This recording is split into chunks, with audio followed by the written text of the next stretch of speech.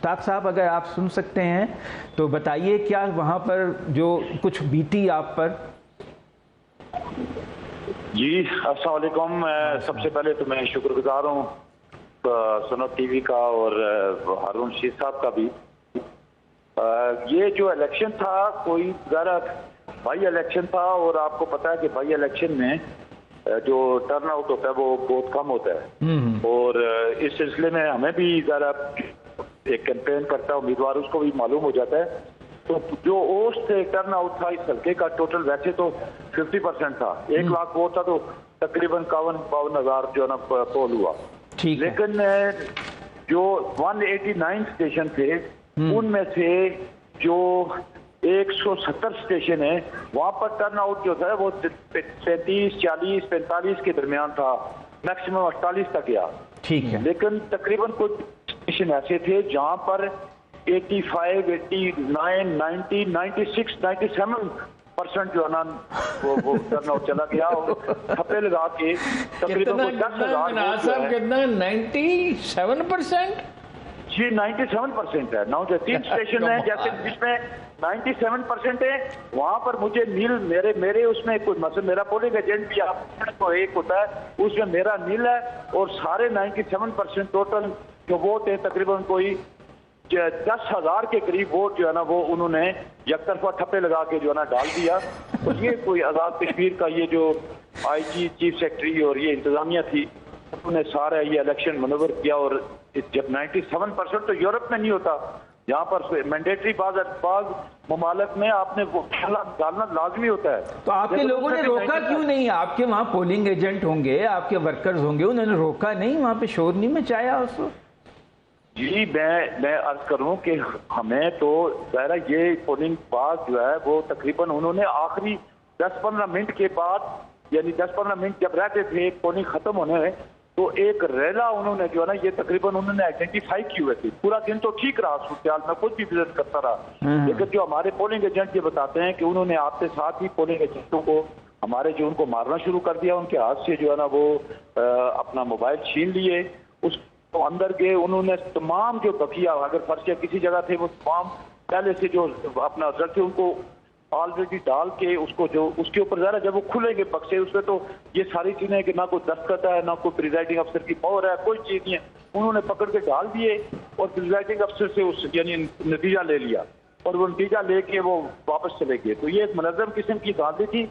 अगर तो हम पहले दिन से ये मुतालबा कर रहे थे कि आज़ाद कश्मीर में जब भी फ्री एंड फेयर इलेक्शन होते हैं उस रेंजर या पाकिस्तान आर्मी डिप्लॉय होती है, क्योंकि वो अंदर भी होते हैं और वो एक शनाख्ती कार्ड को चेक करके देते हैं।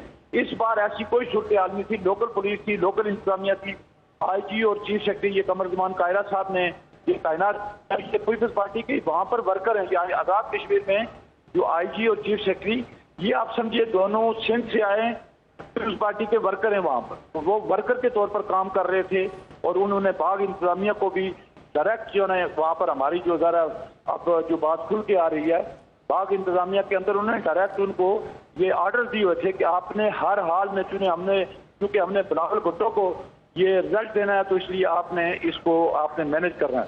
तो एक मिनट अपना देखे ना, ये केस तो बड़ा वाज़ेह हो गया ना। 30-40% कुछ पोलिंग स्टेशनों पे पोलिंग हो रही है, 45% हो रही है, और कुछ पोलिंग स्टेशन है उन पर 97% हो रही है। तो आप अदालत में अगर जाएं तो ये तो बिल्कुल अपना ओपन एंड शट केस है, तो अदालत कुछ नहीं कर सकती इसमें।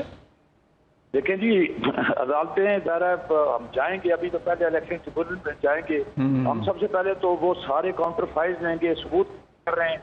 अच्छा, हमारे पास ऐसे सबूत हैं कि यानी 5 स्टेशन ऐसे थे या वो खुफिया स्टेशन थे, उसके अंदर छोटे छोटे बच्चे, अगर आपको अगर मुझे पहले जो है ना मैं आपको क्लिप देता कि एक तकरीबन को 5-6 साल के मासूम बच्चे जो है ना उस PTI के उम्मीदवार को स्टैंप लगा के तो वो वोट डाल रहे हैं। PTI यानी इस तरह के या पीपल्स पार्टी? पीपल्स पार्टी। अच्छा, PTI तो आपको पता है वो तो 4,900 या 700 वोट मिले उनको, वो तो किसी मुकाबले में ही नहीं थे, मुकाबला पीपल्स पार्टी और PMLN का था।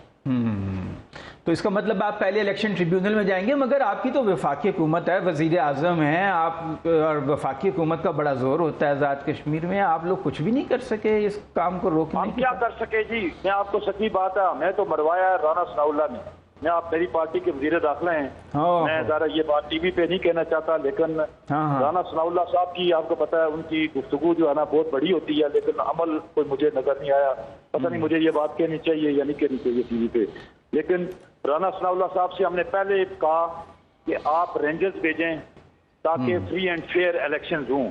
उन्होंने प्रॉमिस भी किया, लेकिन मेरे ख्याल में ज़रा उन्होंने वफाकी हुकूमत भी चलानी है और अपना वो बेचारे यहाँ पर आए भी, लेकिन वो इतने बेबस थे, पार्टी के हाथों यरगमाल थे कि उन्होंने कहा जी वो कमरमान ताहिरा साहब जो हैं वो मेरे पास आ गए थे, वो कहते हैं रेंजर्स ना भेजें, रेंजर्स भेजेंगे तो ये सब हो जाएगा।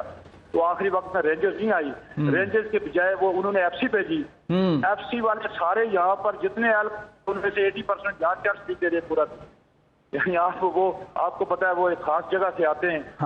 तो उनका ना कोई रोल था ना कोई चीज थी, वो छाँव की जगह पे बैठ के तो उन्होंने वो पूरा 8-9 घंटे दिखा के अपना टीए लेके वापस चले गए।